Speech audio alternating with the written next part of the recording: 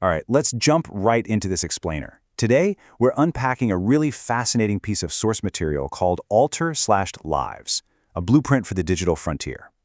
You know that deep, almost bone-level exhaustion you feel after spending an hour navigating the internet today? Yeah, you definitely aren't alone in that. We are just constantly bombarded by this never-ending stream of noise. But what we're looking at today is a framework designed specifically to fix that.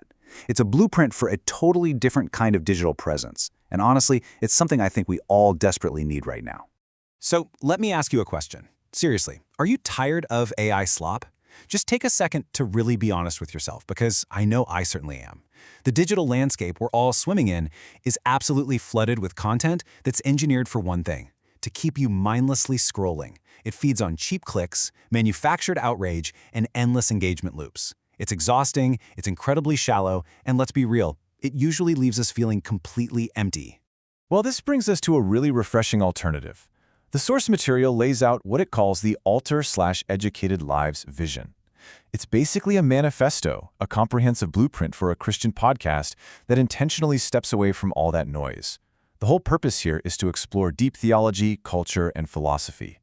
It's designed from the ground up to be a quiet, structured place to actually think and learn, right in the middle of a digital world that's otherwise drowning in chaos. What's really brilliant about this framework is how perfectly it contrasts the problem with the proposed solution. On one side, you have that shallow, mass-produced, algorithmic garbage clogging our feeds, that engagement bait we just talked about. And on the other side, a project built to act as a beacon of sanity, clarity, and true humility. It's all about replacing that constant reactionary shouting with thoughtful, spiritually grounded reflection that actually enriches your mind instead of just draining your battery. Now, you might be thinking, okay, so are we just rejecting technology entirely? Not at all. This is where the framework gets incredibly practical. The goal isn't to be digital Luddites hiding from the future. Instead, it's about creating a highly intentional hybrid.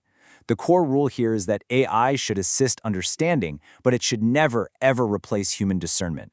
It's a super powerful tool when used purposefully, but it's not a crutch meant to replace human wisdom or careful, deliberate thought. In fact, when used responsibly, AI becomes this incredible ally.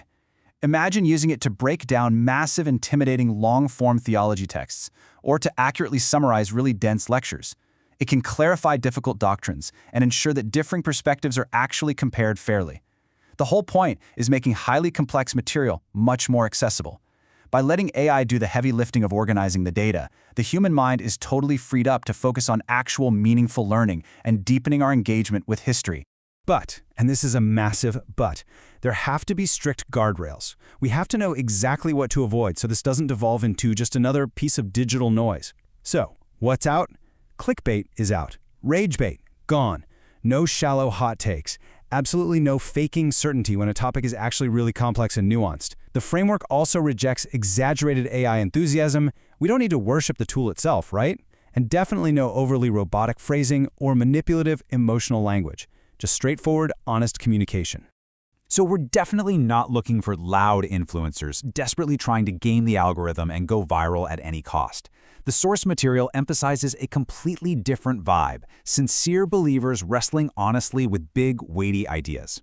Picture this, a really meaningful late-night conversation between thoughtful friends who are genuinely seeking truth together over a cup of coffee.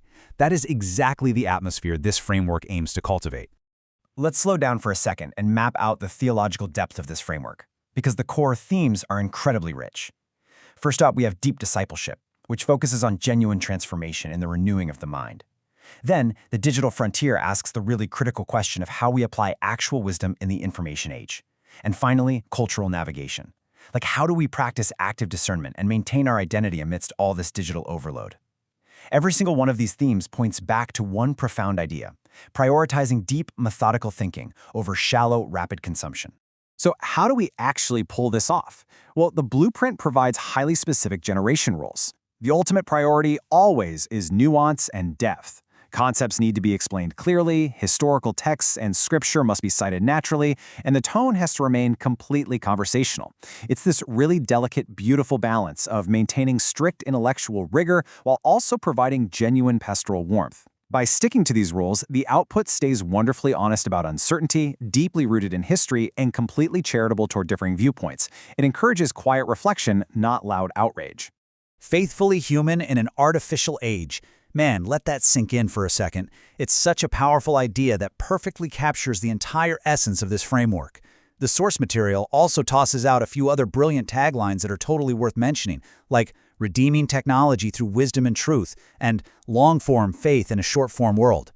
They all speak to that deeply rooted human desire to remain grounded and authentic when literally everything around us is starting to feel manufactured and synthetic. And that brings us to the ultimate aim here. This entire blueprint we've been unpacking, it's not just about sharing more facts or efficiently uploading data into our brains. It is fundamentally about transformation over information. It is about lives being genuinely altered at the altar of truth, rather than just being passively molded and shaped by the blind, engagement-hungry algorithms of our age. That is a massive, game-changing distinction that really shifts how we view everything we do online.